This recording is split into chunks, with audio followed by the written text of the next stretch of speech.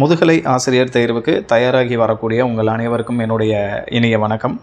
So நம்ம கடைசியாக இப்போது சாப்டர் 6 ஆரம்பித்து இதுக்கு முன்னாடி வீடியோவில் வந்து மோட்டிவேஷன் அப்படின்னா என்ன அப்படின்னும் மாஸ்லோவுடைய தேவை படிநிலை கோட்பாடு அப்படிங்கிற ரெண்டையும் நம்ம முக்கியமாக பார்த்துருக்கோம்.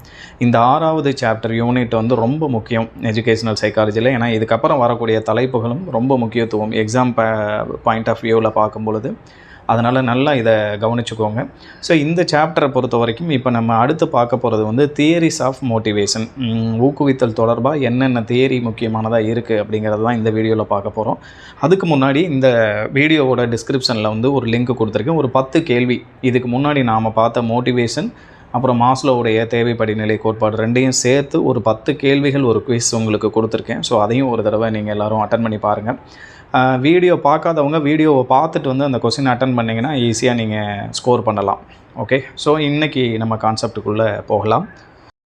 ஸோ மோட்டிவேஷ்னல் தியரிஸ், அதாவது மோட்டிவேஷனை அடிப்படையாக வச்சு என்னென்ன தியரிஸ்லாம் இருக்குது அப்படிங்கிறதான் இப்போ நம்ம பார்க்க போகிறோம். அதில் முதல் தியரி வந்து மெக்டூகல்ஸ் தியரி ஆஃப் இன்ஸ்டிங்க்ட் அப்படின்னு சொல்கிறோம். அதாவது இன்ஸ்டிங்க்ட் அப்படின்னா உள்ளுணர்வு கோட்பாடு அப்படிங்கிறோம்.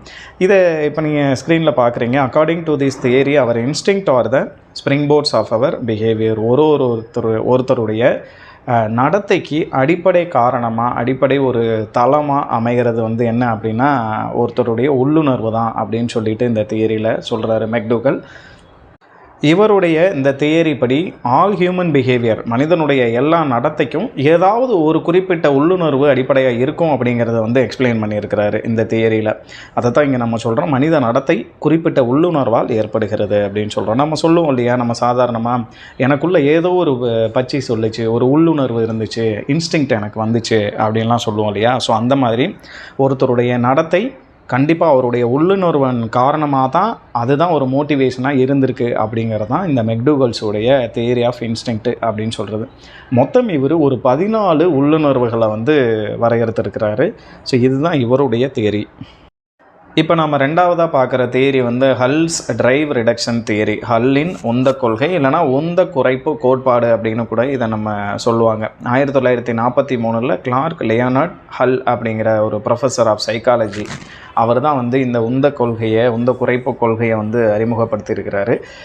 இந்த பேரெல்லாம் பார்க்கும்போது நல்லா ஞாபகம் வச்சுக்கோங்க. வெறும் ஹல்னு சில இடத்துல ஆப்ஷன்ஸ் வரும், சிஎல் ஹல்னு வரும், ஃபுல் நேமாக இப்போ நம்ம கொடுத்துருக்கிற மாதிரியே வரும். ஸோ இதெல்லாம் நீங்கள் பார்த்து வச்சுக்கணும்.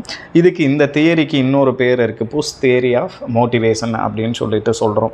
இந்த உந்த குறைப்பு கோட்பாடு கொள்கை அப்படின்னா என்ன அப்படின்னா, இப்போ நீங்கள் இந்த ஸ்க்ரீனில் இருக்கிறத பாருங்கள். நான் உங்களுக்கு ஈஸியாக சிம்பிளாக சொல்லிடுறேன். டிரைவ் அப்படின்னா உந்தம். நம்ம இதுக்கு முன்னாடி உந்துதல் அப்படின்னு சொல்லிட்டு போன வீடியோவில் நம்ம பார்த்துருந்தோம். அப்போது நிச்சயமாக ஒருத்தருக்குள்ளேயும் ஒருத்தர் இப்படி நடந்துக்கிறாரு அப்படின்னா அவருக்குள்ளே ஏதோ ஒரு உந்துதல் இருந்திருக்கு அப்படின்னு சொல்கிறோம். அந்த உந்துதலுக்கு பேர் தான் டிரைவ் அப்படிங்கிறோம். இப்போ இந்த ஸ்க்ரீனில் பாருங்கள். If you are hungry, the feeling hunger motivates you to seek food. இப்போ நமக்கு பயங்கர பசிக்குது அப்படின்னா அந்த பசி தான் நம்மளை என்ன பண்ணுதுன்னா மோட்டிவேட் பண்ணுது.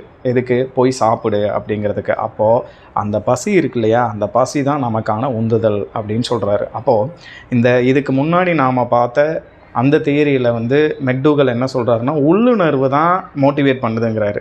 இங்கே இவர் என்ன சொல்கிறாரு, ஒருத்தருக்குள்ளேயும் ஒரு உந்துதல் இருக்கும், அந்த உந்துதல் தான் என்ன பண்ணுது அப்படின்னா ஒருத்தர் ஒரு செயலை செய்கிறதுக்கு மோட்டிவேட் பண்ணுது அப்படின்னு வந்துட்டு சொல்கிறாரு. அதே மாதிரி இது வந்து என்ன பண்ணுது அப்படின்னா நம்மளை ஒரு பேலன்ஸ் ஆக்குது. அதாவது பசி இருக்கும்போது நம்முடைய உடல்நிலை வந்து சமச்சீராக இல்லை, அப்போ பசியை வந்து சரி பண்ணிட்டா நம்முடைய உடல்நிலை வந்து பேலன்ஸ் ஆயிடுது அப்படின்னு சொல்கிறோம். நம்ம இதுக்கு முன்னாடியே பார்த்துருக்கோம். சுகர் லெவல் கம்மியாக இருக்கும்போது இம்பேலன்ஸாக இருக்கும், சுகர் லெவல் அதிகமாகும்போது நம்ம உடம்பு வந்து பேலன்ஸ்டு ஆயிடுது அப்படின்னு சொல்கிறோம். ஸோ இதுதான் வந்து ஹல்லோட டிரைவ் ரிடக்ஷன் தியரி அப்படின்றது. அடுத்து சிக்மண்ட் ஃப்ராய்டு, இவர் என்ன சொல்கிறாரு அப்படின்னா இவரோட தியரி வந்து psychoanalytic theory of motivation அப்படின்னு சொல்லணும், உள பகுப்பாய்வு கொள்கை. இவரோட பேர்லேயே நார்மலாகவே சைக்கோ அனாலிட்டிக் அப்படின்னாவே வந்து சிக்மண்ட் ஃப்ராய்டு தான். இவர் சொல்கிறதுமே என்ன அப்படின்னா instinct are the root cause of all activities in a human being. ஒருத்தருடைய செயல்பாடுகளுக்கு எல்லாத்துக்கும் ஆணிவேராக இருக்கிறது வந்து உள்ளுணர்வு தான் அப்படிங்கிறது தான் இவருடைய கொள்கையும். இவருடைய புத்தகம் எந்த புத்தகத்தில் சொல்லியிருக்கிறாருன்னா an outline of psychoanalysis அப்படிங்கிற ஒரு இது. இந்த சிக்மண்ட் ஃப்ராய்டு வந்து சைக்காலஜியில் தவிர்க்க முடியாத ஒரு முக்கியமான நபருங்க. இவரை பற்றி நம்ம தனியாக இவரை மட்டுமே பற்றி ஒரு வீடியோ நம்ம பார்க்க இருக்கிறோம். அதில் இவருடைய புத்தகம், அந்த அன்கான்சியஸ் ஸ்டேஜஸ் பற்றி இவர் சொன்னது, இது எல்லாமே நிறைய விஷயங்கள் அதை பற்றி நம்ம பார்க்க போகிறோம். இங்கே மோட்டிவேஷனுக்கு என்ன தேவையோ அதை மட்டும் நம்ம பார்த்துட்டு வந்துடுவோம். So human behaviour is driven by unconscious psychological forces. நம்முடைய அன்கான்சியஸாக நமக்குள்ளே இருக்குது, சில ஃபோர்ஸ் நடக்குது. ஸோ உளவியல் ரீதியாக அதுதான் நம்மளை வழி நடத்துது அப்படிங்கிற. அன்கான்சியஸ்னால் நம்ம சில விஷயங்களில் நம்ம கான்சியஸ்க்கு கொண்டு வராமல் டைரெக்டாக நாமளே செய்ய ஆரம்பிச்சிடுவோம். ஸோ அந்த மாதிரி இப்போ காலையில் எழுந்திரிச்சு நம்ம நேராக போகிறது, அந்த அடிப்படையாக சில விஷயங்கள் செஞ்சுக்கிட்டே இருப்போம் இல்லையா, அதெல்லாம் அன்கான்சியஸாக நடக்கும். இப்போ நம்ம ட்ரைவ் பண்ணுறதே கூட அன்கான்சியஸ்ன்னு சொல்லுவாங்க. ஃபஸ்ட்டு மொத கற்றுக்கும் போது கான்சியஸாக ட்ரைவ் பண்ணுவோம்.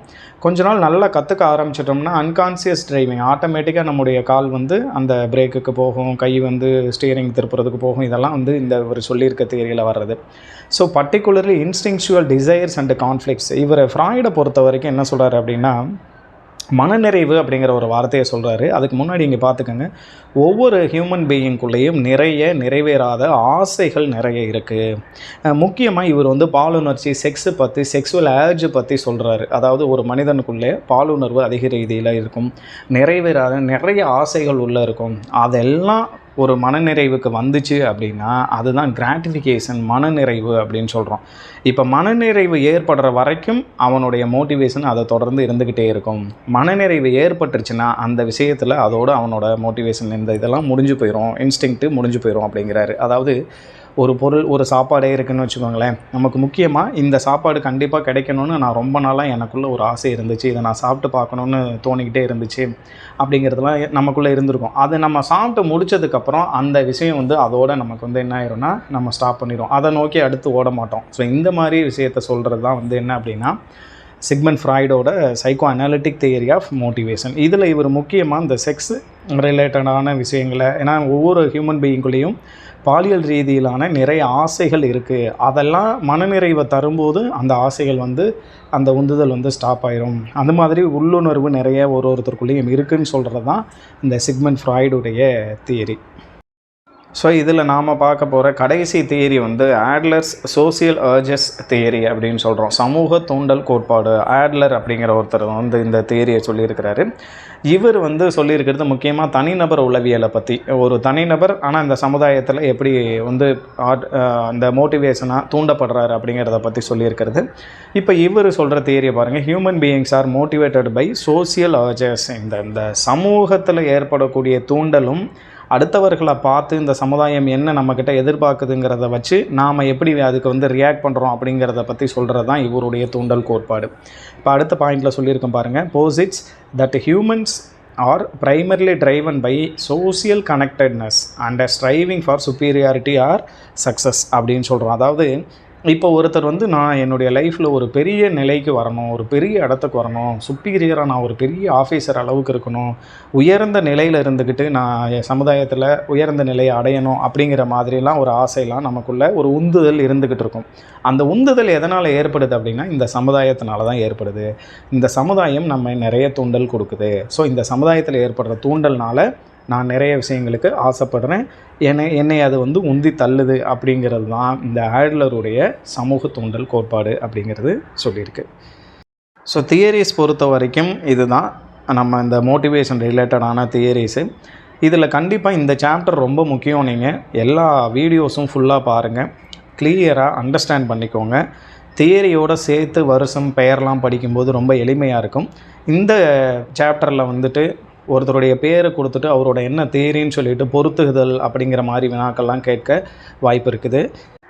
அதே போல் ஒவ்வொரு 2 வீடியோவுக்கு இடையிலையும் நான் இந்த மாதிரி ஒரு 10 கேள்விகள் வச்சு ஒரு குவிஸ் கொடுக்கலாம் அப்படின்னு சொல்லிட்டு பிளான் பண்ணிகிட்ருக்கேன். ஸோ அதனால் நீங்கள் வீடியோவை ஃபுல்லாக வியூ பண்ணி பாருங்கள், பார்த்துட்டு அண்டர்ஸ்டாண்ட் பண்ணிக்கிட்டு அதுக்கப்புறம் டெஸ்ட் அட்டன் பண்ணுங்கள்.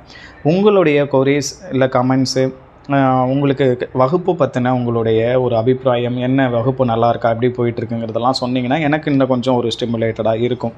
So thank you. தொடர்ந்து ஃபாலோ பண்ணுங்கள். நன்றி.